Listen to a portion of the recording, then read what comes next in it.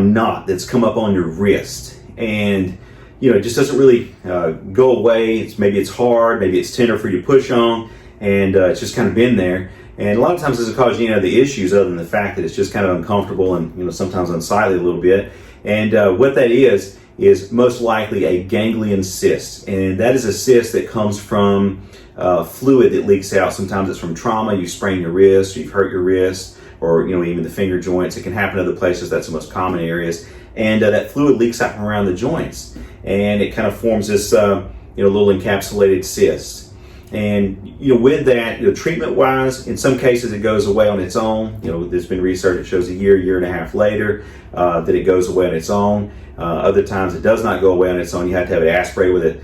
Surgeon sticks a needle in there and kind of draws out some of the fluid. As long as the bottom side of that cyst, kind of its root system, is closed off from the joint that was supplying its fluid, like a spring in a pond or something like that, as long as that's closed off, you can aspirate. In a lot of cases it goes away.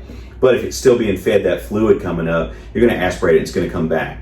So, a lot of times people opt to have it surgically removed, most especially if the root system on the bottom of it connects or wraps around nerves or tendons and other structures, that could be compromising. So, orthopedic surgeon goes in there and, kind of just removes that. So I definitely don't use a hammer. I've had people ask if they should use a hammer or a book or slam something down on it to try to bust it. That doesn't really work. It's probably going to make it worse. And so anyway, that's ganglion cyst, and I hope that helps, guys, and thanks so much for watching. I appreciate it.